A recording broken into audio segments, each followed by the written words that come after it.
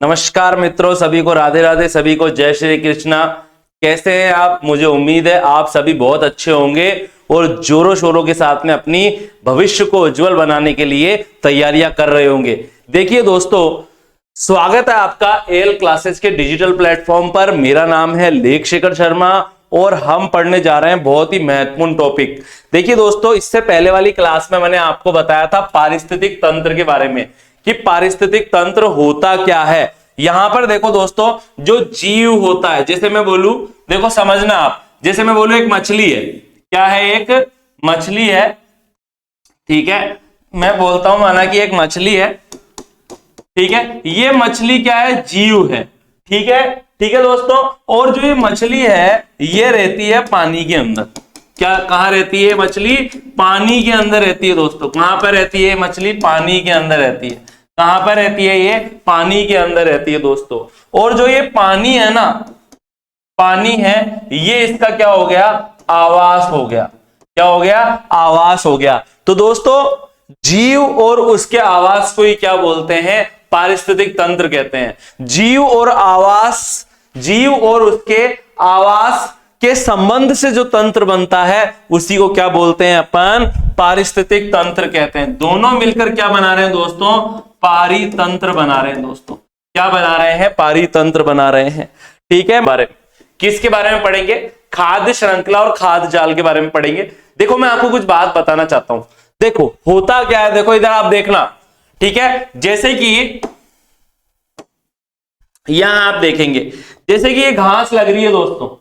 क्या लग रही है? यहां पर ये घास लग रही है। हो सकता है मैं आपको दिखाई नहीं दे रहा हूं, लेकिन फिर भी एक सेकेंड, हाँ, यहां पर आप देखिए, यहां पर ये घास लग रही है दोस्तों, ठीक है। अब इधर आप देखो, ये है घास, ठीक है, आपको दिख रहा होगा, ये घास है दोस्तों। और इस घास को कौन खा रहा है? कोई हिरण खा रहा है दोस्तों। क्या खा रहा है? कोई हिरण खा रहा है। हिरण को कोई भेड़िया खा रहा है दोस्तों, भेड़िया खा रहा है। आई बात आपको समझ में? और भेड़िए को कोई शेर खा रहा है, माना कि मैं यहां बनाना चाहूंगा तो आपको और भी अच्छे समझ में आएगा न्यू पेज के ऊपर। जैसे आप देखिए, ये घास लग रही है, माना कि घास है। इस घास को अपन उत्पादक भी कह सकते हैं। क्या बोल सकते हैं? उत्पादक भी कह सकते हैं दोस्तों। अब इसको है ना, कोई है ना हिरण खा रहा है। क्या खा रहा है? इसको कोई हिरण खा रहा है। और ये जो हिरण है ना, ये शाकाहारी होगा, शाकाहारी। और इसी को अपन प्राथमिक उपभोक्ता भी कह सकते हैं। क्या बोल सकते हैं? प्राथमिक उपभोक्ता। जो उत्पादक को खाता है वो क्या कहलाएगा? प्राथमिक उपभोक्ता कहलाएगा दोस्तों। अब इसी प्रकार से हिरण को भेड़िया खा रहा है और भेड़िए को शेर खा रहा है दोस्तों। कौन खा रहा है? शेर खा रहा है दोस्तों। यहां पर आप देखेंगे, जो भेड़िया है वो इन शाकाहारी जीवों को खा रहा है, तो ये द्वितीयक उपभोक्ता हो गया दोस्तों, द्वितीयक उपभोक्ता हो गया, ठीक है। और मैं बोल सकता हूं ये शीर्ष उपभोक्ता हो गया दोस्तों। यहां पर उत्पादक ओनली फॉर एक ही है। उत्पादक ओनली फॉर क्या है? घास है। बाकी सारे के सारे क्या है? उपभोक्ता है, ठीक है। तो जो पारिस्थितिक तंत्र होता है दोस्तों, उसमें उत्पादक से लेकर उपभोक्ता एक श्रेणी में व्यवस्थित रहते हैं, एक श्रृंखला में व्यवस्थित रहते हैं। और ये श्रृंखला किस चीज के लिए बनी हुई है भैया? खाने के लिए बनी हुई है। तो इसलिए इसको हम खाद्य श्रृंखला भी बोल सकते हैं दोस्तों। और मैं आपको बताना चाहूंगा, यहां पर जो खाद्य श्रृंखला में आपको दिख रहा है ना, घास, हिरण, भेड़िया, शेर, इसको मैं पोष स्तर भी कह सकता हूं। ये एक पोष स्तर है, पहला पोष स्तर हो गया ये भैया, ये सेकंड, ये दूसरा पोष स्तर हो गया, समझना। ये तीसरा पोष स्तर हो गया और ये चौथा पोष स्तर हो गया। इसको इंग्लिश में अपन ट्रॉफिक लेवल भी कह सकते हैं। पहला वाला पूरा लिख देता हूं, बाकी वाला शॉर्ट में लिख दूंगा। ट्रॉफिक लेवल शॉर्ट में TL, यहां पर भी TL, ट्रॉफिक लेवल भी बोल सकते हैं इसको, ठीक है। कौन सा ट्रॉफिक लेवल है? ये T1, ठीक है, ये वाला कौन सा है, T2 है दोस्तों, ये वाला कौन सा है, T3 है दोस्तों, ये वाला कौन सा है, T4 है दोस्तों। तो पारिस्थितिक तंत्र में उत्पादक से लेकर उपभोक्ता खाने के लिए एक चेन में व्यवस्थित रहते हैं, एक दूसरे को खाते रहते हैं। इस चेन को ही फूड चेन या खाद्य श्रृंखला कहते हैं। और खाद्य श्रृंखला के जो जीव होते हैं या इस श्रृंखला की जो कड़ियां हैं, जैसे ये घास पहली कड़ी, ये हिरण दूसरी कड़ी, ये भेड़िया तीसरी कड़ी, शेर चौथी कड़ी, इन कड़ियों को अपन पोष स्तर कह सकते हैं। ये पहला पोष स्तर, ये दूसरा, ये तीसरा पोष स्तर, ये चौथा पोष स्तर दोस्तों। इंग्लिश में इसे trophic level first, trophic level second, third, fourth भी कह सकते हैं। या और शॉर्ट में बताऊं, इसको T1, इसको T2, इसको T3, इसको T4 कहते हैं। तो आई होप यहां तक तो आ गई आपको बात समझ में। अब आप देखिए खाद्य श्रृंखला, खाद्य श्रृंखला उत्पादक व शाकाहारी उपभोक्ता व मांसाहारी उपभोक्ता एक श्रृंखला में व्यवस्थित रहते हैं, जिसे खाद्य श्रृंखला कहते हैं।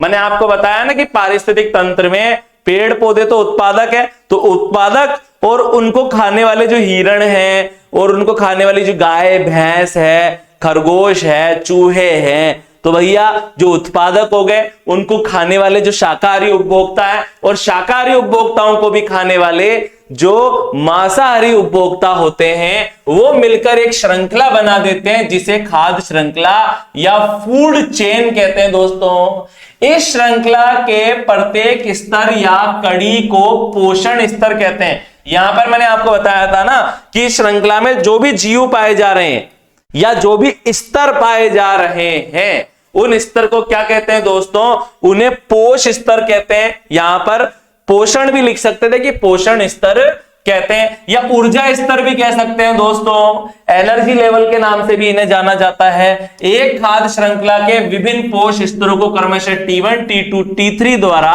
दर्शाया जाता है। मैंने आपको बताया था, यहां पर आप देखिए, मैंने आपको बताया था ना कि जितने भी पोष स्तर है उसको अपन ऊर्जा स्तर भी कह सकते हैं। ऊर्जा स्तर फर्स्ट, ऊर्जा स्तर सेकंड, थर्ड, फोर्थ, या T1, T2, T3, T4।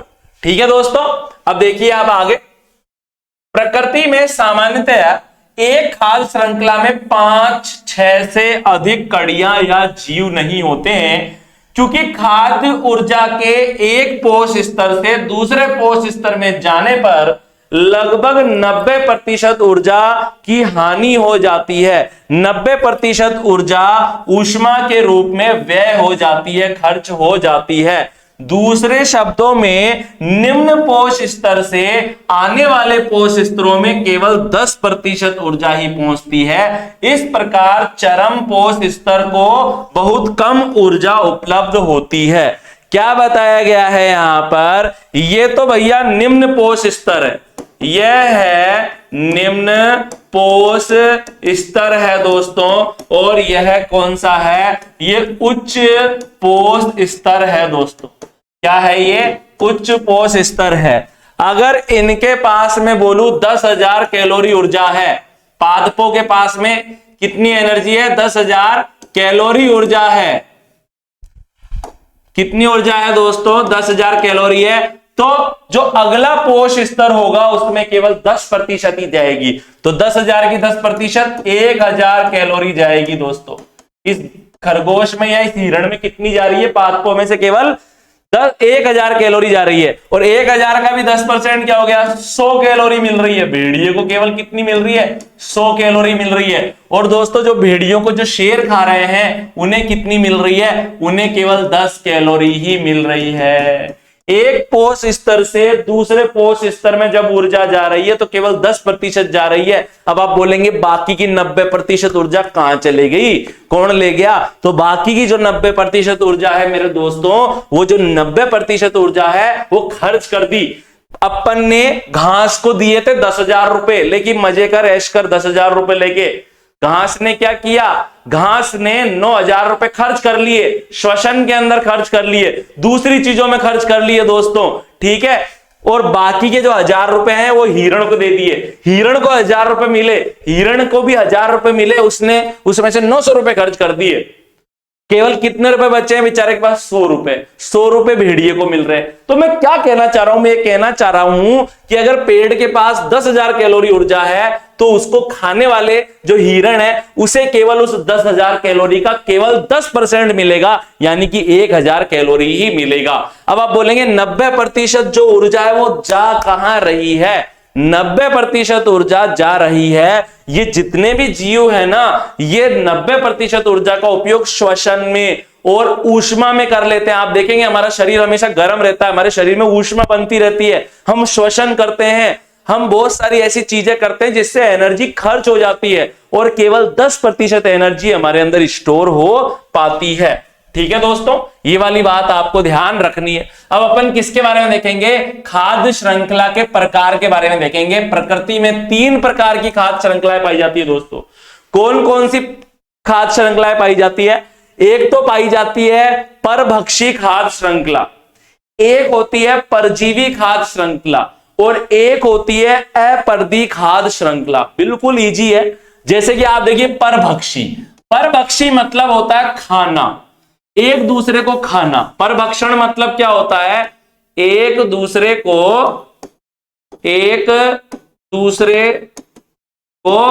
खाना। ठीक है, आप समझना कैसे? जैसे आप देखिए ये घास है, ये घास है, इस घास को भैया कौन खा गया? कौन खा गया इसको? घास को हिरण खा गया, खा ही गया इसको उखाड़ उखाड़ के यूं बिल्कुल टमाटर सॉस बिना लगाए। ठीक है, फिर भैया हिरण को कौन खा गया? कोई भेड़िया खा गया। भेड़िए को कौन खा गया? शेर पकड़ के खा गया, शेर खा गया भेड़िए को, ला जा भैया। ठीक है, एक दूसरे को खा रहे हैं सब। घास को हिरण खा रहा है, हिरण को भेड़िया खा रहा है, भेड़िए को शेर खा रहा है। अब बताओ इसमें सब खा रहे हैं, परभक्षण कर रहे हैं, तो ये किसका उदाहरण हो गया दोस्तों? ये जो मैंने उदाहरण लिखा है, ठीक है, ये किसका उदाहरण है? परभक्षी खाद्य श्रृंखला का उदाहरण है। आई होप आपको समझ में आ गया होगा। तो देखिए मैं बताता हूं आपको। इस पर देखो, परभक्षी या शाकवर्ती खाद्य श्रृंखला। परभक्षी खाद्य श्रृंखला का मतलब ऐसी श्रृंखला जिसमें जीव एक दूसरे को खा रहे हैं, और शाकवर्ती भी बोलते हैं क्योंकि ये शाक से चालू होती है, हरे पेड़ पौधों घास आदि से चालू होती है। इस प्रकार की खाद्य श्रृंखला प्रत्यक्ष रूप से, इस प्रकार की खाद्य श्रृंखला में प्रत्यक्ष रूप से सौर ऊर्जा पर आधारित होती है। ये जो खाद्य श्रृंखला है दोस्तों, ये प्रत्यक्ष रूप से सौर ऊर्जा पर आधारित है। कैसे भैया? ऐसे कि ये सूरज की रोशनी से ही तो ये घास अपना भोजन बना रही है प्रकाश संश्लेषण करके, और भैया प्रकाश संश्लेषण से जो घास में भोजन बना वो हिरण में चले गया, हिरण से भेड़िए में, भेड़िए से शेर में चले गया दोस्तों। तो इसीलिए अपन क्या बोल सकते हैं कि जो परभक्षी या जो शाकवर्ती खाद्य श्रृंखला है उसमें ऊर्जा का जो मेन सोर्स है या प्रत्यक्ष जो सोर्स है ना सबसे बड़ा, वो कौन है? सूर्य का प्रकाश होता है दोस्तों, जो हरे पाद को प्राथमिक उत्पादक से आरंभ होकर एक अनुक्रम में मांसाहारी जंतुओं या उपभोक्ताओं पर समाप्त होती है। आपसे पूछा जा सकता है कि जो परभक्षी या जो शाकवर्ती खाद्य श्रृंखला है वो कहां से स्टार्ट होती है, कहां पर खत्म होती है दोस्तों? तो ये कहां से स्टार्ट होती है? उत्पादकों से चालू होती है। कहां से चालू होती है? उत्पादक। उत्पादक क्या होते हैं? ऐसे जीव जो अपना भोजन किसी से लेते नहीं है बल्कि खुद अपने शरीर में ही बना लेते हैं दोस्तों। ऐसे जीवों को क्या कहते हैं अपन? ऐसे जीवों को अपन कहते हैं उत्पादक। उत्पादकों से चालू होगी और कहां पर खत्म होगी? इन मांसाहारियों पर खत्म होगी दोस्तों। ये कैसे उपभोक्ता है दोस्तों? ये मांसाहारी उपभोक्ता। शेर कैसा है? मांसाहारी है दोस्तों। आई बात आपको समझ में? मैं आपको एक बात और बताना चाहूंगा, ये लेवल कौन सा है? T1, ये कौन सा है? T2, ये कौन सा है? T3, ये कौन सा है? T4। भैया जो भी खाद्य श्रृंखलाएं होती है उसकी लंबाई T4, T5, T6, ज्यादा से ज्यादा T6 तक ही लंबी होगी, उससे ज्यादा खाद्य श्रृंखला लंबी नहीं होती है। क्यों? क्योंकि एक स्तर से दूसरे स्तर पर जब भी ऊर्जा जाती है तो केवल 10% जाती है। अब यहां पर आप देखेंगे छठे स्तर तक जाते जाते तो ऊर्जा बिल्कुल ही क्या हो जाएगी? कम हो जाएगी। इसलिए जो जीव छठे स्तर पर रहते होंगे उनकी पॉपुलेशन भी बहुत कम होती है क्योंकि उन्हें ऊर्जा बहुत कम मिलती है दोस्तों।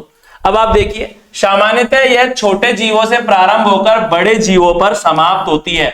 उदाहरण घास, पारिस्थितिक तंत्र की जो श्रृंखलाएं होती है वो घास से चालू होगी और शेर और अदर जो मांसाहारी जानवर जैसे लेपर्ड वगैरह उस पर जाकर समाप्त होती है, मगरमच्छ वगैरह पर जाकर समाप्त होती है। ठीक है, स्थलीय खाद्य श्रृंखला, जैसे आप देखिए स्थलीय खाद्य श्रृंखला जंगल में जो खाद्य श्रृंखला है जंगल से चालू होगी और वही शेर मगरमच्छ उन्हीं पर जाकर समाप्त हो जाएगी। दोस्तों अब अपन किसके बारे में देखेंगे, अब अपन देखेंगे परजीवी खाद्य श्रृंखला के बारे में। दोस्तों किसके बारे में देखेंगे, परजीवी खाद्य श्रृंखला के बारे में देखेंगे। परजीवी खाद्य श्रृंखला का मतलब क्या है, तो भैया देखो आप समझो, ये एक बंदा है, इस बंदे के सर में जूं होगी, क्या हो गई, ये हो गई जूं हो गई। अब आप बोलेंगे सर बाल तो बना ही नहीं, जूं कहां से हो गई, समझ लो हो गई। ठीक है, अब देखो ये जो इसके टांट में या जो इसकी सर में जूं है दोस्तों, जूं है, ये है परजीवी। कौन है दोस्तों, ये परजीवी है। और जिसके सर में ये जूं रह रही है ना, ये बंदा क्या है, ये परपोषी है दोस्तों। क्या है, ये है परपोषी है। इसको होस्ट भी कहते हैं दोस्तों, क्या कहते हैं इसको, होस्ट या मेजबान भी कहते हैं। भैया इसको लाभ होता है परजीवी को हमेशा, और परपोषी को क्या होता है, नुकसान होता है। समझ में आ गई होगी आपको बात। तो परजीवी खाद्य श्रृंखला के अंदर क्या बताया गया है, यहां पर आप देखिए, जैसे एक इंसान है, ठीक है, जैसे मैं बोलूं मनुष्य, आई बात आपको समझ में, मनुष्य के सर में या शरीर पे कौन रह रही है, जूं रह रही है, जूं हो गई दोस्तों। अब जूं के ऊपर भी कौन हो सकते हैं, कोई बैक्टीरिया हो सकते हैं, कोई जीवाणु हो सकते हैं, जीवाणु या बैक्टीरिया होते हैं। अब खुद बताओ दोस्तों, क्या ये घास से चालू हो रही है, क्या ये वाली जो श्रृंखला है क्या घास से चालू हो रही है, क्या नहीं, मनुष्य के ऊपर जूं रह रही है, ठीक है, जूं के ऊपर कुछ जीवाणु वगैरह हो सकते हैं। तो ये कैसी श्रृंखला है, ये एक परजीवी खाद्य श्रृंखला है दोस्तों। इसी प्रकार से आप देखिए, यह बड़े जंतुओं से प्रारंभ होकर छोटे जीवों पर समाप्त होती है। दोस्तों जो बड़े जंतु है वो जरूरी नहीं है कि शाकाहारी ही हो। तो भैया जो परजीवी खाद्य श्रृंखला होती है बड़े जंतुओं से प्रारंभ होकर छोटे जंतुओं पर समाप्त होती है, छोटे जीवों पर समाप्त होती है। मनुष्य एक बड़ा है और मनुष्य पर रहने वाले जो जूं है वो छोटी है, जूं पर भी रहने वाले बैक्टीरिया और छोटे होते हैं। ठीक है, तो यह बड़े जंतुओं से प्रारंभ होकर छोटे जीवों पर समाप्त होती है। ठीक है, बड़े जो जीव होते हैं दोस्तों, जो ये बड़े जो जीव होते हैं उन्हें पोषिता कहा जाता है। जरूरी नहीं है शाकाहारी हो, कुछ भी हो सकता है दोस्तों। बड़े जीवों को तो पोषिता या परपोषी कहते हैं। क्या कहते हैं, मैंने आपको बताया ना, क्या कहते हैं, परपोषी कहते हैं। और इसे हिंदी में, शुद्ध हिंदी में अतिथेय भी कह सकते हैं। और भैया जो इनके शरीर के अंदर या बाहर रहकर इन्हें नुकसान पहुंचाते हैं, जो इन पर आश्रित रहते हैं, उन जीवों को परजीवी जीव कहते हैं। जैसे आप देखेंगे कि जो पादप है दोस्तों, जो पादप है, पादप की जो जड़ें होती है दोस्तों, कैसी जड़ें होती है, जो पादप की जो जड़ें होती है, इन जड़ों के अंदर एक निमेटोडा नाम का एक परजीवी रहता है। जीव है ये, क्या है दोस्तों, ये जीव है, ये कृमि है। क्या है, ये कृमि है। निमेटोडा एक कृमि का समूह है। और इन कर्मियों के ऊपर भी, अब आप बोले कर्मी मतलब क्या होते हैं, कीड़े जैसे जीव होते हैं जो पेड़ की जड़ों पर रहते हैं। अब बताओ ये कीड़े इस पेड़ की जड़ों के लिए परजीवी हो गए या नहीं हो गए, हो गए। अब दोस्तों इन कर्मियों के ऊपर भी जीवाणु हो सकते हैं। क्या हो सकते हैं, इन कीड़े मकोड़ों पर भी छोटे छोटे जीवाणु रह सकते हैं। तो ये कौन सी श्रृंखला का उदाहरण हो गया, ये परजीवी खाद्य श्रृंखला का उदाहरण हो गया। इसी प्रकार से दोस्तों एक खाद्य श्रृंखला और होती है जिसे अपरदी या मृतोपजीवी खाद्य श्रृंखला कहते हैं दोस्तों। क्या कहते हैं, अपरदी या मृतोपजीवी खाद्य श्रृंखला होती। देखिए आप ध्यान पूर्वक, अपरदी या मृतोपजीवी खाद्य श्रृंखला, नाम से पता चल रहा है कि भैया जो परभक्षी खाद्य श्रृंखला थी वो हरे पादपों से प्रारंभ हो रही थी, छोटे जीवों से प्रारंभ हो रही थी, बड़ों पर समाप्त हो रही थी। जो परजीवी खाद्य श्रृंखला थी ये बड़ों से प्रारंभ होकर छोटों पर समाप्त हो रही थी, जंतुओं या पादपों से स्टार्ट होकर परजीवियों पर समाप्त हो रही थी। ये पढ़ा ना अपन ने।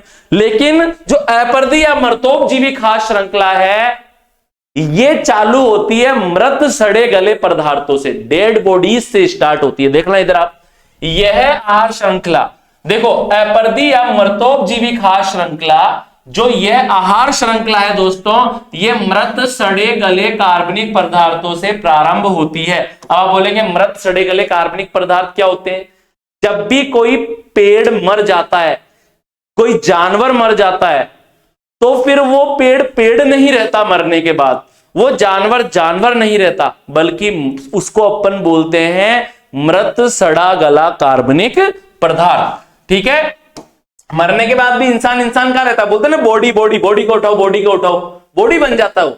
तो मरने के बाद सब एक तरह से खत्म, मरने के बाद वो किस में परिवर्तित हो गया, मृत सड़े गले कार्बनिक पदार्थों में बदल जाता है।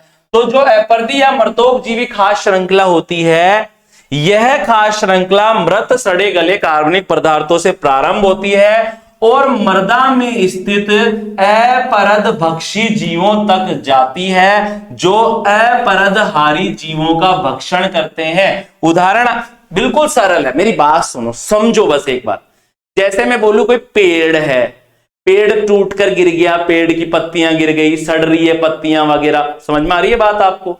या कोई जीव मर गया, उसका जो शरीर होगा वो क्या कहलाएगा, मृत सड़ा गला कार्बनिक पदार्थ कहलाएगा। आई बात आपको समझ में? जो ये मृत सड़ा गला कार्बनिक पदार्थ है मिट्टी में मिल जाएगा, और मिट्टी में मिलने के बाद इस सड़े गले कार्बनिक पदार्थों को अपरद कहते हैं दोस्तों। क्या बोलते हैं? अपरद कहते हैं, अपरद कहते हैं दोस्तों।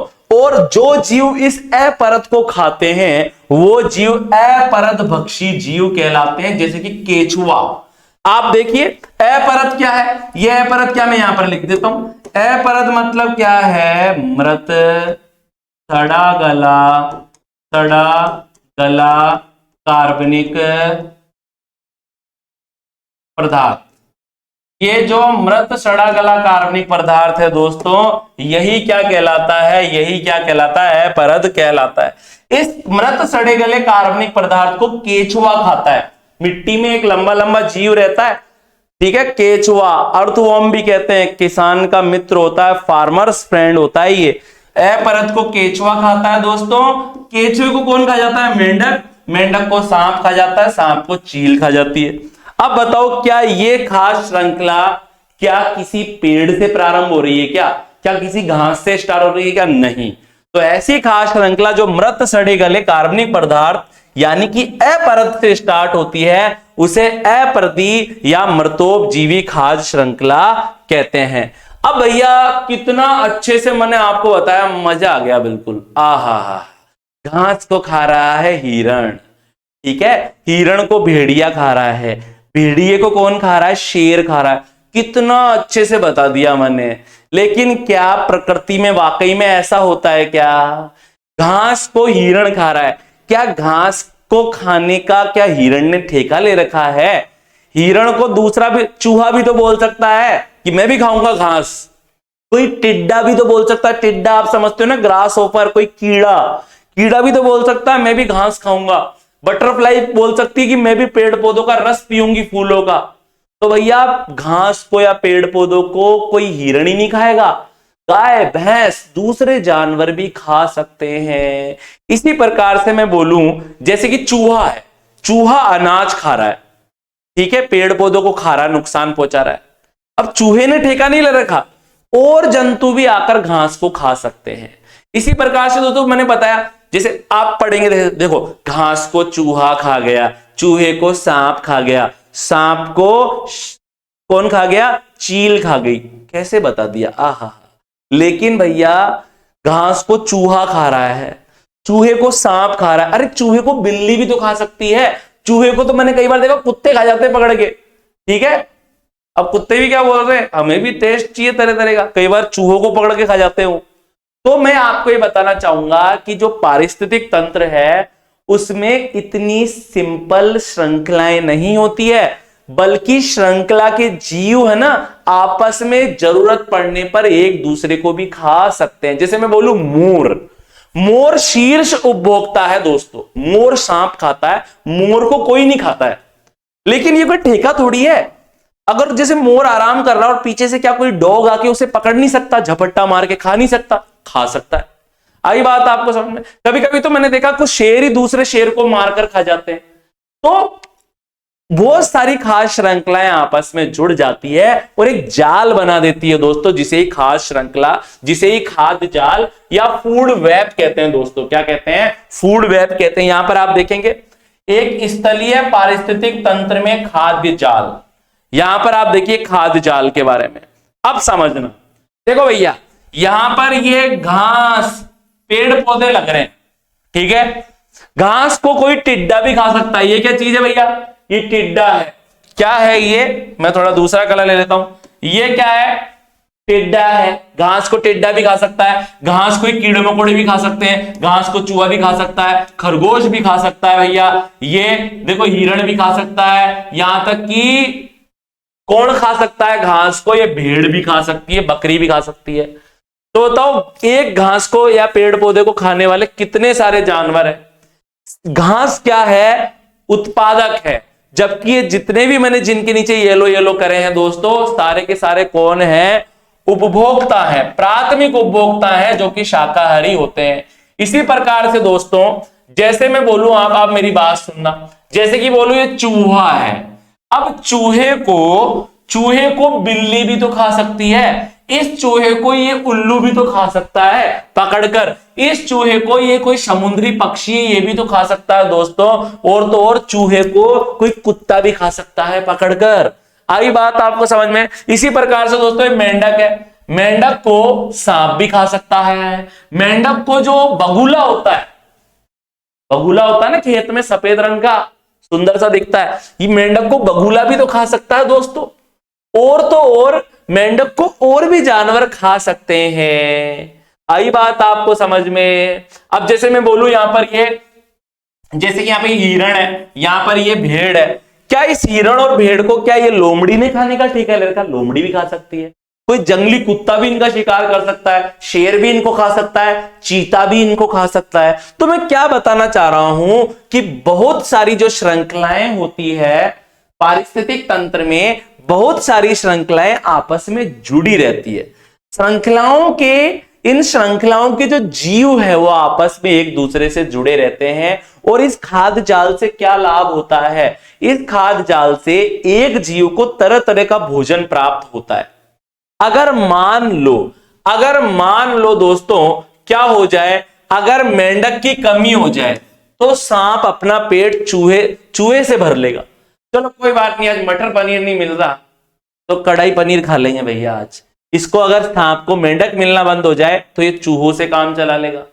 आई बात आपको समझ में? तो खाद्य जाल बन जाता है। यहां तक आ गई आपको बात समझ में? आगे बढ़ता हूं मैं। यहां पर आप देखिए, वस्तुतः प्रकृति में उपरोक्त वर्णित सरल खाद्य श्रृंखलाएं नहीं पाई जाती। जो मैंने बताया ना, घास को चूहा खा रहा है, चूहे को सांप खा रहा है, सांप को मोर खा गया, इतनी सिंपल श्रृंखलाएं नहीं होती, ठीक है। बल्कि क्या होती है? अपितु विभिन्न आहार श्रृंखलाएं आपस में किसी न किसी खाद्य क्रम पोष स्तर से जुड़कर एक अत्यंत जटिल खाद्य जाल का निर्माण करती है। इसका कारण यह है कि एक ही प्राणी कई प्रकार के प्राणियों को अपना भोजन बना सकता है। जैसा हम पढ़ते हैं, सिंपल खाद्य श्रृंखलाएं नहीं मिलेगी पारिस्थितिक तंत्र में, बल्कि बहुत सारी खाद्य श्रृंखलाओं की जो जीव है वो आपस में जरूरत पड़ने पर एक दूसरे को खा सकते हैं। इसलिए बहुत सारी खाद्य श्रृंखलाएं मिलकर एक जाल का निर्माण कर देती है दोस्तों, ठीक है।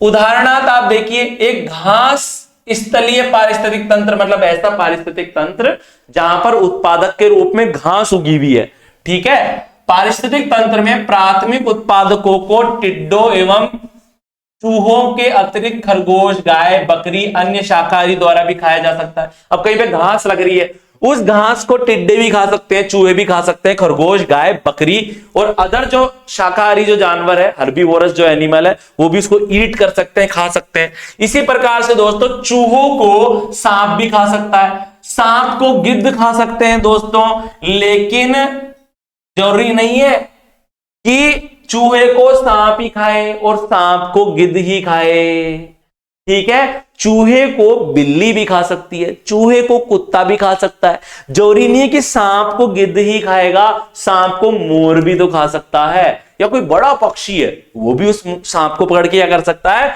खा सकता है। जो चील खा सकती है। आई बात आपको समझ में? किसी भी पारितंत्र में खाद्य जाल जितना जटिल होगा, विशाल होगा, उतना ही पारिस्थितिक तंत्र में संतुलन बना रहेगा, क्योंकि इसमें उपभोक्ता के लिए कई प्रकार के जीव उपयोग के लिए उपलब्ध रहेंगे। यहां पर क्या बताया गया है?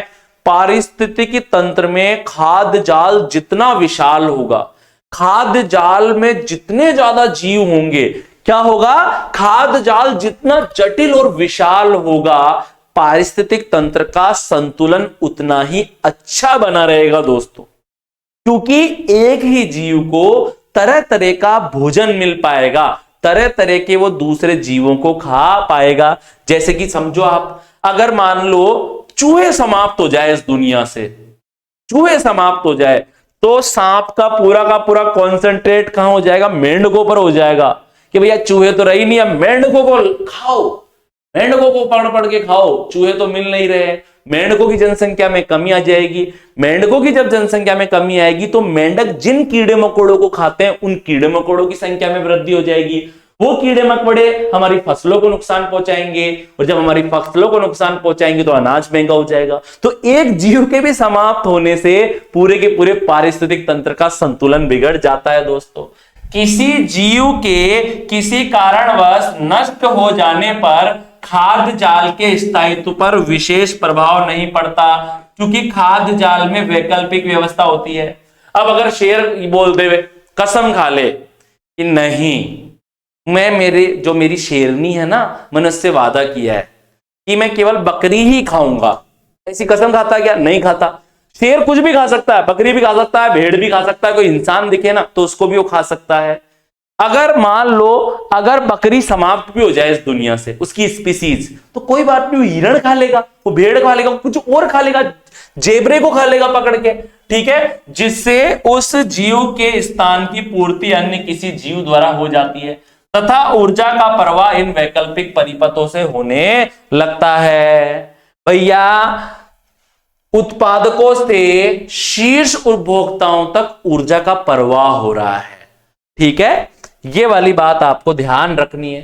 अब अपन क्या देखेंगे दोस्तों? बहुत महत्वपूर्ण टॉपिक देखेंगे। अपन क्या देखेंगे? पारिस्थितिक तंत्र में ऊर्जा प्रवाह के बारे में देखेंगे। पारिस्थितिक तंत्र में किसके बारे में देखेंगे? अपन ऊर्जा प्रवाह के बारे में देखेंगे। मैं तो आपको यही बता देता हूं, फिर आपको समझ में आ जाएगा। क्या बताया गया है? यह बताया गया है कि भैया पारितंत्र में केवल 10% ऊर्जा ही अगले जीव या पोष स्तर में जा पाती है,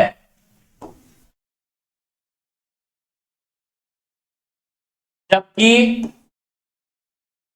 90% ऊर्जा श्वसन, ऊष्मा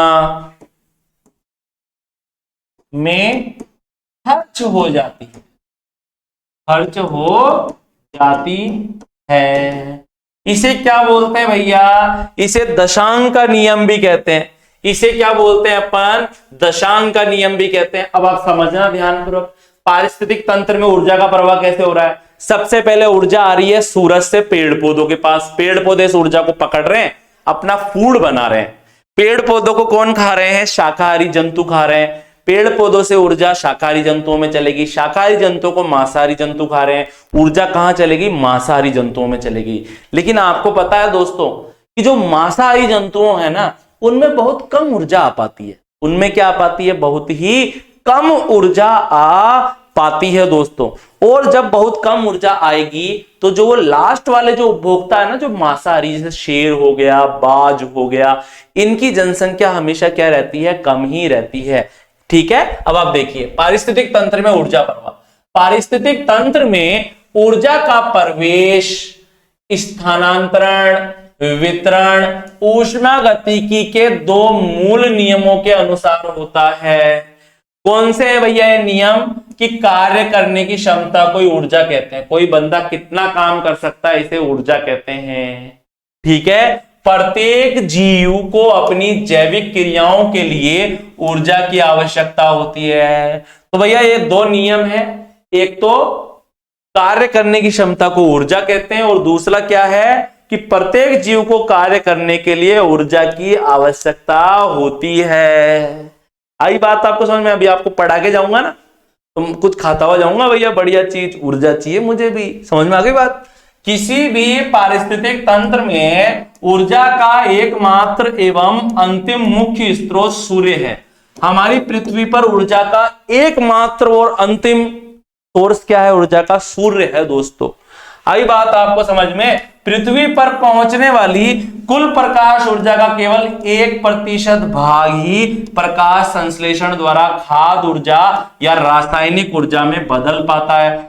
हमारी पृथ्वी पर कितना प्रकाश गिर रहा है दोस्तों? कितना सारा प्रकाश आ रहा है, लेकिन उस प्रकाश का केवल 1% ही पेड़ पौधे प्रकाश संश्लेषण में यूज ले पाते हैं और कार्बोहाइड्रेट बना पाते हैं, भोजन संश्लेषित कर पाते हैं दोस्तों। जो जंगल में पाए जाने वाले जो बड़े पेड़ होते हैं ना, उसमें यह दक्षता 5% तक हो सकती है। वन वृक्षों में यह दक्षता 5% तक हो सकती है। शेष ऊर्जा का ऊष्मा के रूप में ह्रास हो जाता है। पृथ्वी पर जो भी सूरज की लाइट गिर रही है ना, आधी से ज्यादा लाइट तो भैया गर्मी और रोशनी के रूप में व्यय हो जाती है, खर्च हो जाती है। थोड़ी बहुत ऊर्जा केवल 1% और बड़े बड़े जो वृक्ष होते हैं वो 5% तक का यूज कर सकते हैं और उसे भोजन में बदल देते हैं दोस्तों। यही तो बताया। और आगे मैं आपको एक बात और बताऊंगा कि पारितंत्र में केवल 10% ऊर्जा ही अगले जीव में जा पाती है। 90% ऊर्जा श्वसन, ऊष्मा आदि में व्यय हो जाती है, खर्च हो जाती है। आप देखिए ध्यानपूर्वक, पृथ्वी पर कुल प्रकाश संश्लेषण का लगभग 90% भाग जलीय पौधों, विशेषतः समुद्री डायटमों, शैवालों द्वारा किया जाता है। आपसे पूछा जा सकता है कि 90% प्रकाश संश्लेषण होता है, किसके द्वारा होता है? समुद्र में पाए जाने वाले पादपों के द्वारा।